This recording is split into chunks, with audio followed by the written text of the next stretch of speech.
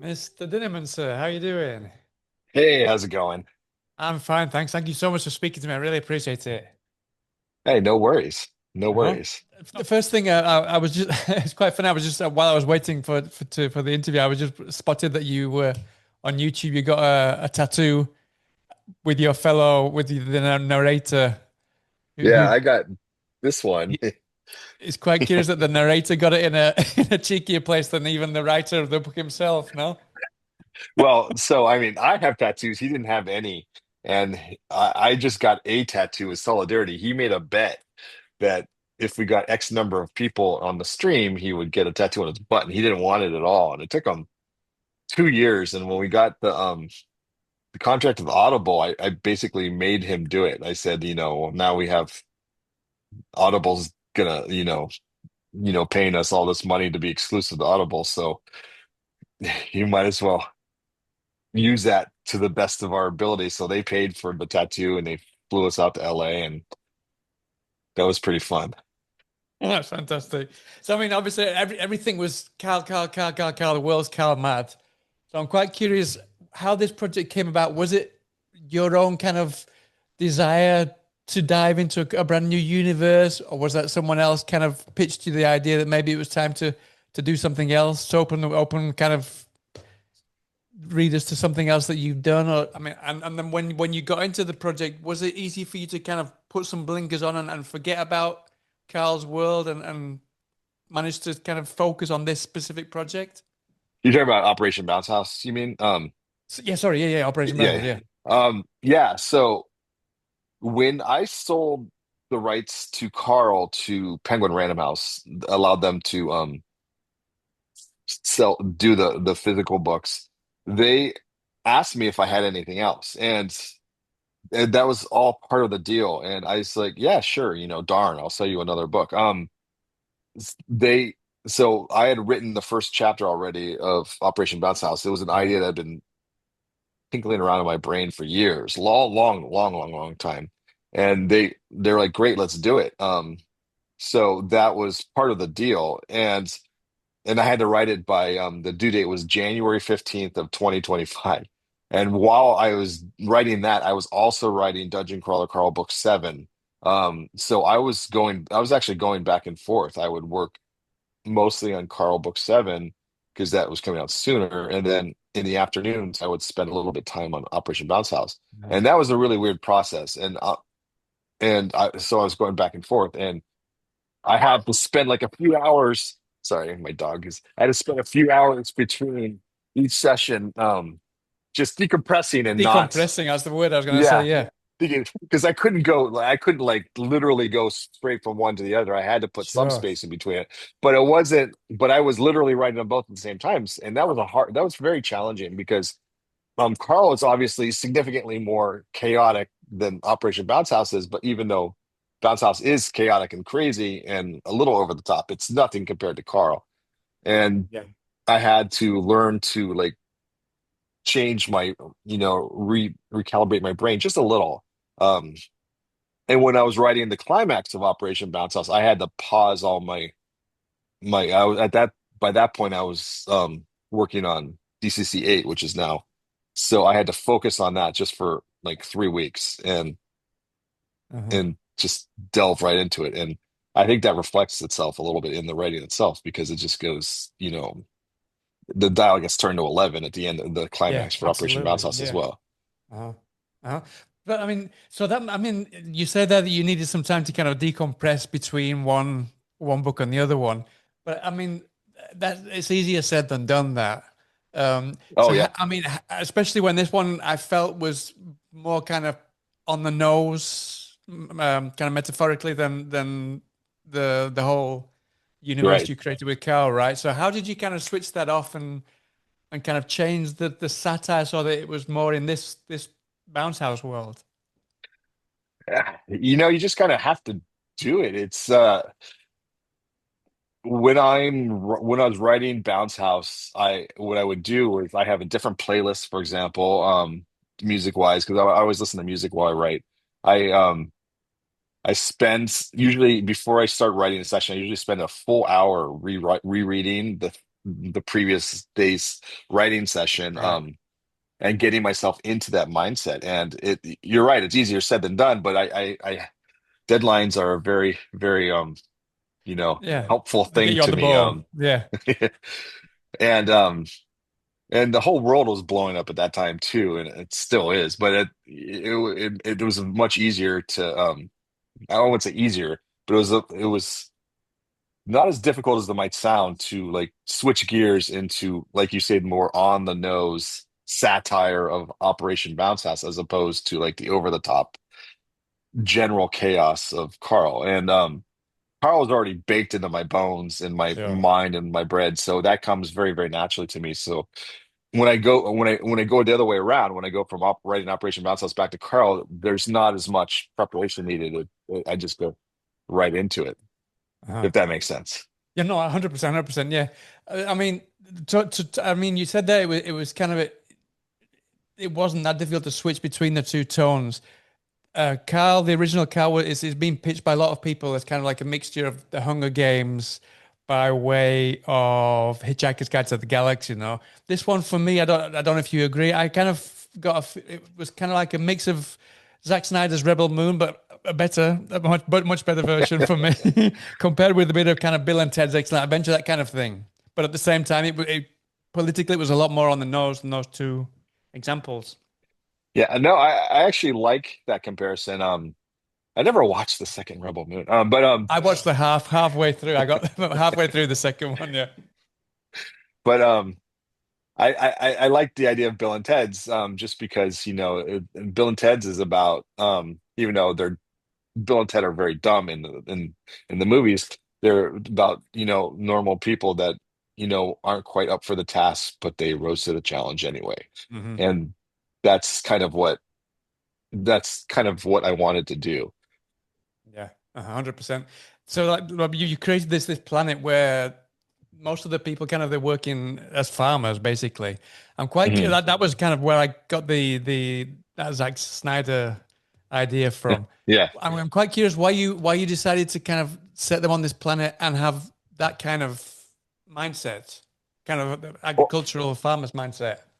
yeah, I wanted to, my first draft when I was first thinking about this, I wanted them in a city environment, and then I changed it to a more very specific rural environment, and I made them from a place called New Sonora, which is and they're of Hispanic. I grew up in Tucson, Arizona, so that's most of the people I know, and I wanted it to be crystal clear that these people were not the people that they are being portrayed to be.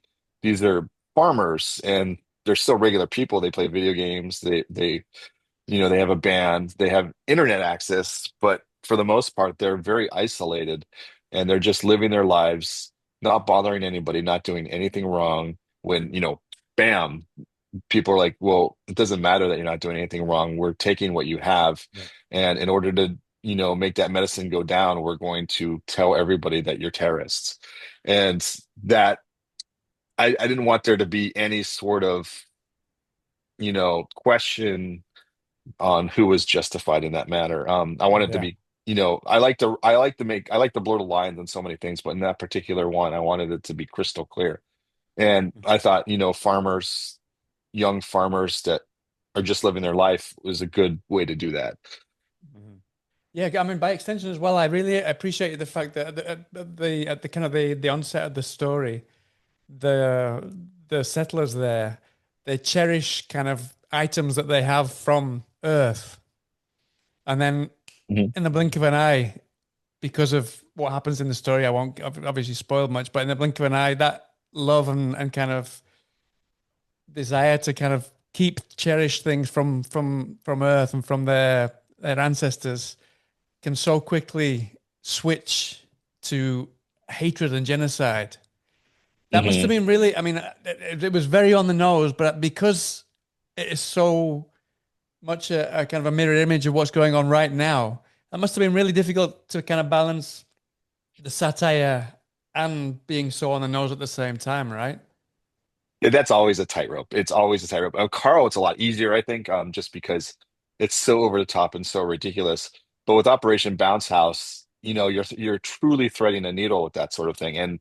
And as for some people, I mean, if you read the reviews, some people think I don't thread the needle very well. I thought I did a pretty Mhm. good job, but it's it's really, I think it's easier to do when all you do is you tell the truth. You create these characters, you have them in your mind, and you want them to react as true to their character as they would. And would they really think this? Would they really say this? And then you sprinkle a little bit of what's really happening into their, point of view and see how they react to it. And a lot of the humor comes from like the banter, the sort of things that real people would say, I Mhm. think, in times of, chaos and extreme hardship. And so a lot of that, like the satire, the humor, and comes from just humans being human. And that when you like truly immerse yourself in the point of view of the character, it becomes, I think, easier to walk that line without being preachy or over the top with like, well, this is how I feel is happening. And Mhm. sorry, animals are going crazy. But No, it's okay. Don't worry. I can't hear anything over here. No, don't worry. okay, great. My filters are working. I have two dogs barking their heads off. So But yeah, go ahead. no, yeah, so no, and so I mean, you mentioned that a lot of the banter was very kind of important to kind of keep it not so preachy, like you said, not so preachy in terms of political satire. But at the same time, one of the characters that I really enjoyed is kind of like the central AI character called Right, Roger. Roger. Yes. Uh-huh. I'm very, very curious about where the kind of the not. I don't want to give anything away about what Roger does or what he kind of resembles. But I'm very, very curious about his specific kind of human traits that he has, because there's very specific human traits, and he kind of he finds specific details about streamers, etc. That I didn't expect him to suddenly start sharing with kind of the protagonist of the story. You know, where did all that Yeah. come about? Well, I mean, the whole idea of what specifically happened is it comes from me playing video games, sitting in like the rooms, and then listening to little kids like insult my Right. mother as they start to play. Okay. And it's pretty funny. I mean, they're annoying, but it's funny. But what happens, you know, and then there comes the problem of like, how can they possibly fight back against people that they can't physically get to? And the only solution I came up with was, all of this thing that people have been doing since the internet became a thing is how do you get under the skin of those that you don't know? And that's by basically social engineering and things like swatting and stuff like that. And I thought that was a natural progression of Roger. And once Roger's extremely protective of his people on planet New Sonora, and that's kind of the theme of it is people are family occurs in small groups, and when the bigger the group gets, the harder that family unit the more stress there is for it to survive. I mean, that's what Roger's opinion is of humanity at the end. That's what the AI's opinions were of humanity. And so they wanted to destroy them, except for maybe a small number of them, because they felt strongly the more and more people there were, the more awful they became. But anyway, so Roger wants to protect the people, and he's fighting back in the best way possible. And it's funny, it's hilarious, I think, because that's my favorite thing is the like stupid insults. And it just kind of lent itself into that story. And it's a natural progression of like how he would protect himself. Uh-huh. No, I mean, but at the same time, was it difficult for you to kind of know where to point your finger, especially with Roger, because it is very much kind of AI is the problem, but also whoever controls AI or whatever AI can control is the problem. So did you find your finger kind of wavering? And was it difficult to kind of decide which way to take that, so as not to point fingers in any specific direction, to kind of keep the readers kind of invested without it being, like you said, too pointed politically speaking. Yeah, that's, it's a difficult nuance, especially when we're talking about AI itself, because AI can be a fantastic tool, but you know, when it's when the tool is being used by someone who says, "Hey, I can use this tool to make a lot of money and cut out people," then it becomes very dangerous. Or I can use this tool to remove the human cost, which is also has the horrible side effect of removing the human art from something, then it Yeah. becomes a terrible, terrible tool. And this, whether the AIs are good or bad is, I think, a pretty nuanced question in the book because they're both the protagonists and the antagonists in this story. But you know, we don't really see so much of how much of an antagonist they can be until the third act. Um, without spoilers, but it, it's a difficult question because so many anti-AI activists, again, specifically when we're talking about AI, are very black and white, and I think that's not that's not a winning strategy because Yeah.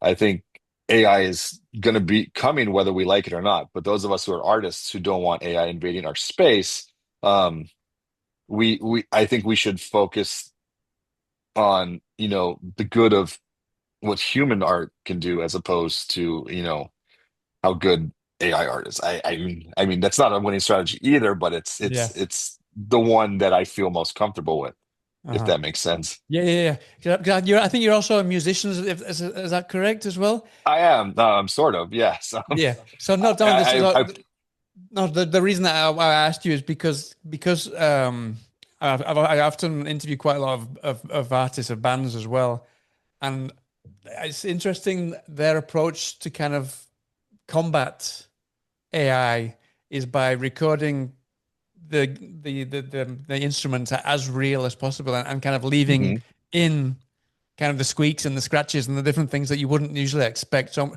I'm quite curious from your perspective as a musician and a writer, how you try to navigate that kind of very, very difficult battle there is again with AI that we need to kind of use for our benefit, to our benefit, but also to make sure that it's not overused so that anyone can write a story using AI, for Right. example.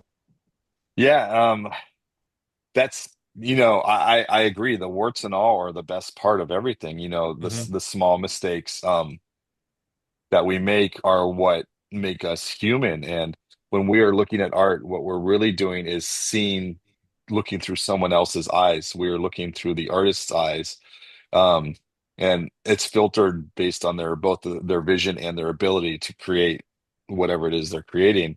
And all of that gets removed in AI. AI is getting very, very good, and it's getting very, very good at like mimicking human mistakes as well. Um, Right. I'm also a professional artist. That's what I did for a living before I was Right. making any money writing. Um, AI music is very good already. AI art is fantastic already. AI writing is, okay in the small run and it's terrible at the long run, but that's going to change. Mhm. And again, again, again, my argument is always going to be, what's the point of art if it's not created by a human? We're looking we spend so much time looking at art and saying, what can this art do for me? But we're not, but what it does for you is really giving you another perspective on another, whoever the creator's vision. And once you remove the creator from it, then it's pointless. It's absolutely pointless. And so my argument is always going to be, humans will be better, whether they're as good or worse or better than the AI art. And again, I'm falling off the edge of your question, but No.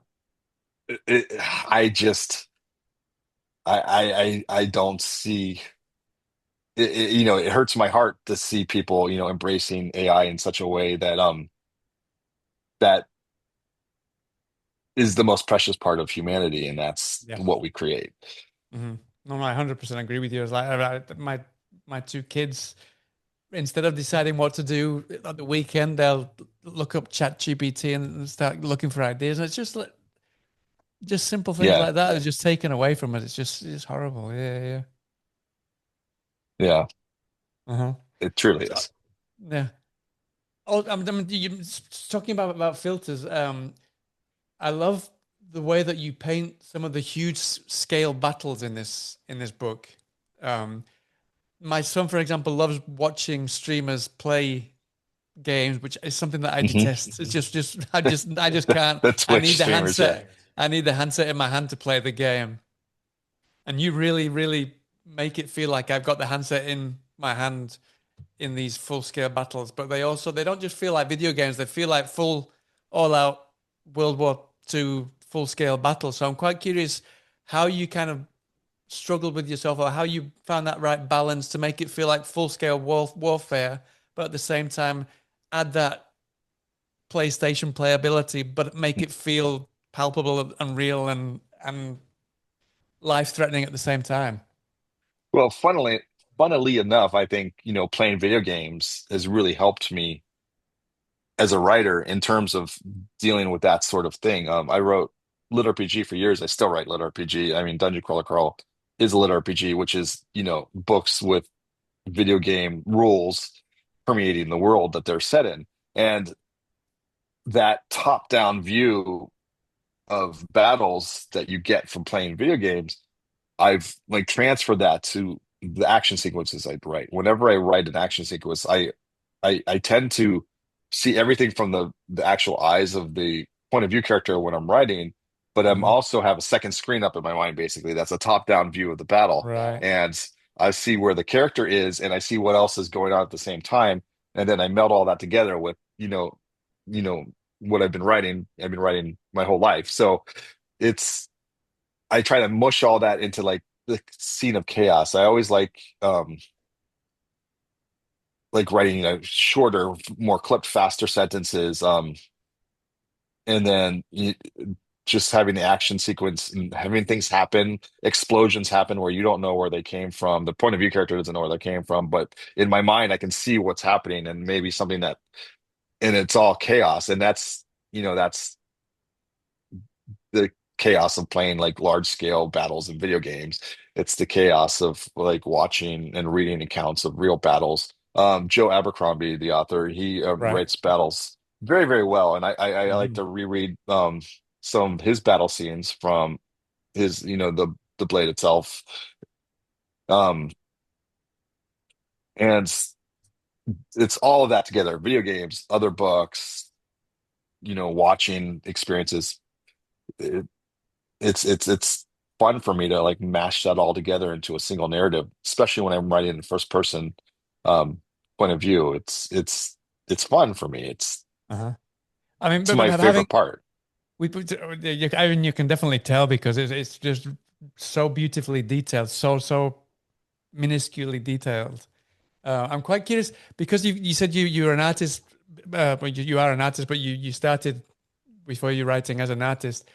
Do you create kind of the battlefields or the maps on paper, or is it all in here from playing and reading and It's watching? 90% of it's in here. Sometimes I'll have to write a map out. I'll draw a map out. I'll do that. I've done that a few times.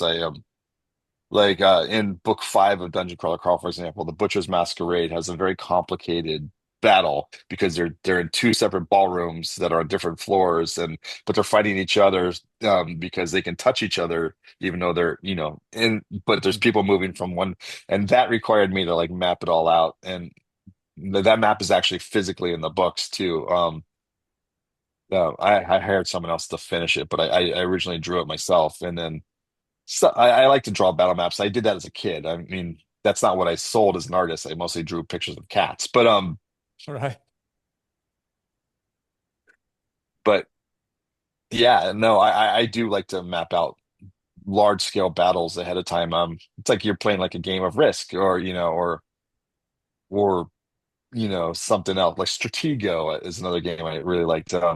Right. Where or I mean chess. It's the same sort of thing. You have the pieces on the board and you're moving them back and forth, but you're adding explosion and there's no rules. and then Uh-huh. it all And comes kind of, together. and your writing process, would you say that's is a similar kind of thing, or is it kind of more organic? It starts from, like you said, you had the first chapter, and did you just Mhm. kind of take it from there and see where the game or the story took you, or do you have a point Z to reach? I have no plans. I just kind of make it No. all up. Yeah. With Operation Bounce House specifically, they wanted an outline for that book. And I gave them an outline, but what I turned in, I didn't even look at that again after I sent it to Right. them. What I turned in didn't even look anything like it, and they never said anything. So that's it worked out. But no, I liked to make it up as I go along, and that's my favorite part is the journey. Sure. You know, writing myself into a corner and coming up with the craziest ways to get out of Yeah. it. It makes it fun. If I can surprise myself, then I know I'm going to surprise the readers. So Uh-huh. Would it, but I don't want to spoil anything, but what would you say was the biggest surprise that you surprised yourself with this book specifically? Because you said with there that Operation you Bounce gave a House, pitch to the publisher and then you came up with something different. What was the biggest kind of U-turn or surprise that you I came up think with? the whole third act, I think, is without spoilers, there's a twist in it a little bit, uh based on like some of the origin stories of like why the planet was the way it was and where everybody came from. And that I hadn't even been planning that. The original version of the story is much more simple. They're fighting, they fight back using the agriculture robots, and then the ending was kind of similar, but not really that I had planned. Um, and then my original first draft actually had a significantly more complicated. And my editor was like, "No, let's tone this down a little bit, Matt." So I changed it a little bit, and then I surprised myself how I ended it in so many different ways because it's hard to do this without spoilers. But Yeah. I what's really happening, I guess, wasn't originally planned until I was about halfway through the book, and I started thinking, you know what, let's do it this way. Uh-huh. Uh-huh. Okay. Um, Also, the story really kind of focuses on entertainment value of suffering, which is something that is Yeah. kind of is a through line of pretty much all of your stories. Um, is there anything that you kind of nail that down to specifically for yourself? I am. This is before the internet was like a thing. I mean, when I was a kid, I remember America's Funniest Home Videos came out, and there was like they were watching. There's a whole bunch of scenes where people were falling and on ice, and then everyone's like roaring with laughter, and I Uh-huh. was laughing too because a lot of it was so funny. And then you kind of the camera kites a cut away, and then you see the person for half a second, you realize that they're actually hurt, and the camera like stops before the kid starts crying, or you realize that the guy's legs are broken or Yeah. whatever. And then that started the seed. I was like a little kid, and I'm like, well, this is funny. Why am I laughing at this? Because this Yeah. person is genuinely hurt. And then it made me thinking about empathy and like how we feel about people. When we don't know them, it's a lot easier to laugh at them. It's easier to get a laugh out of something mean than it is to get a laugh out of something kind. And that's something I exploit mercilessly when I write Dungeon Crawler Carl, and it's something, but I'm also, talking about how that's kind of what people lean on a little too heavily, Yeah. cruelty as opposed to kindness. And Yeah. I mean, it's it's it's a no, yeah, I was going to say it's like, but it's just by chance I like to watch kind of UFC fights and things like that. But for some reason, rather than just like certain scenes, well, I end up seeing, well, like you said, where he breaks his ankle or he breaks his wrist or whatever, and all these kind of things. And it's like the algorithm helps us to want more of this kind of stuff at the same time, no? yeah. Well, I mean, UFC is a little different because they signed up for that, but Yeah. and sometimes it is pretty funny. But I mean, that's the problem, it's contradictory, and you have to just acknowledge it. But yeah, when people are like not wanting to be in a situation, and then they're minding their own business, and then they're suffering, and people take that suffering and exploit it. That's when I get a little bit rankled about stuff. Like the prank videos on the internet become so popular, and those always irritate me. They make me mad. Yeah. Um, because it's I'm quite it's curious. it's What's your take on like Jackass, for example? They're making another one soon. What's your take on that kind yeah. of? Because Well, that's kind of the Jackass, people that when they we've do grown up with, and they do it on right, purpose.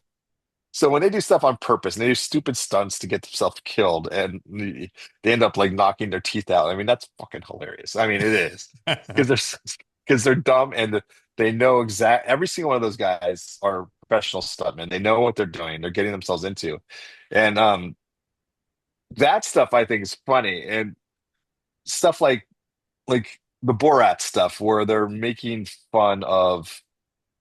pranking people because the people that they're pranking are, you know, Prone are to, cruel. yeah, They in the mind's eye they deserve this sort of mockery because there's some sort of flaw in them that they're trying to point out. Even that is, drawing a line. I think it's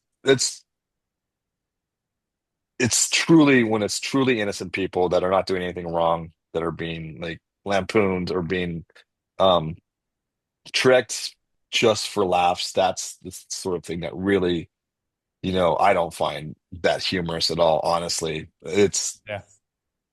Uh, But yeah, no, I mean yeah, there was something. I mean, I don't know if you have kids yourself, but I when I was reading this book, even though like you said, it's not very preachy, but I couldn't help thinking it's so true that there's so much stuff online that we share that can be used against us so easily. yes. I don't know if that was something you did very on purpose, No, but no, I it do was that, just Amber. I I do just have really children, hit, and I really resonated with me because I've got two kids in their teens, and it was just and me as well. I do my interviews and all these kind of things, and it's all online, and it's all there for people to do whatever they want to with it. my children are all in their 20s now, and it's they're living their life, and they're all street smart to the point where they know what they're doing. But yeah, it's a dangerous world out there. People can find anything. I'm moving because people can find my house so easily now, and Really, it's scary. It's people, you don't know who's out there. I mean, everything and every sort of tactic that Roger uses in Operation Bounce House is something that can and has been used in the past. Very specifically, without too many spoilers, one of the things that Roger does in the book is he sees someone has a wish list, and like an Amazon style wish list. He creates a fake seller account. He lists the item on the wish list for sale. Then he buys it himself. And as a result, he can get their address and yeah, their real name. And this was something that there were some safeguards in place on Amazon, and they just removed those safeguards last week. Those are the sort of they now allow third-party sellers to sell items and ship wish list items, and that sort of thing is, someone savvy enough is able to do that sort of thing. And then, of course, swatting has been a problem, especially with Twitch streamers, the ones that your yeah, your children watch, and yeah, all of that is, real world things that I yeah, don't yeah. see as going anywhere, as long as there's people being dicks to each other online. Well, I'm sorry to hear you have to move because of that. Yeah, that's crazy. Yeah, it's just the way it is. Listen, before I let you go, then, so obviously, I mean, Dungeon Crawler Crowd, the whole universe was huge because of the books, but also the audiobook has been a huge, huge, huge success as Mhm. well. I'm quite curious how you work. I mean, this time you work with Travis Baldry and Jeff Hayes for this one, I think. Mhm. How close do you work with them once you finish the book? Is it kind of, do you give them kind of a free rein more or less to take it the way that they want to, or do you give them, or is there any kind of, do you have a lot of brainstorming before they go Well, into the studio to well, record it? Yeah, with Travis Baldry specifically for Operation Bounce House, we talked a little bit about the accents he was going to use. He's actually born in Texas, and I told him to use like, the Texan accents. Hmm. And he did, and I think he did a fantastic job. With Jeff, Dungeon Crawler Carl is such a big world and it has so many characters. When he's recording a new book, and he's recording live right now as you and I are talking, he's Right. recording DCC Book 8. Um, he'll go over new characters and he'll do it live in front of an audience. He uses StreamYard, so he streams it to Discord, YouTube, and other places. And people help him with pronunciations. I'm in there if I can be, and I'll comment on it. And it's truly a community collaborative effort to create, the Dungeon Crawler Carl books. And Jeff is such an amazing voice actor, and he's a major part of the success. It wouldn't be as successful as it was if he hadn't been done such a great job of Sure. portraying, Carl and Donut. Uh-huh. But that's really kind of putting himself on the line, putting himself out there to stream it live. Where did Yeah, that idea kind of originally come from to that's share it? well, Jeff is a big attention whore, so he's Gets tattoos on his ass and those kind of yeah. things. But yeah, well, listen, thank you so much for your time. It's been a real pleasure to speak to you. I can't wait to speak to you again sometime soon about another book. I wish you the best of success with this one. I know it's Thank going you down so really, much. really well. And sorry to hear you've had to move house, but I hope you have a safe and problem-free move. And I hope to speak to you I again hope sometime so. soon and have a fantastic tour as well of the UK. I won't be able to see because I'm in Spain, but have a fantastic tour while you're over there. I can't wait. I can't wait. All right, it's been Thank you great to so speak to much. you. Thank you so much You for your too. time.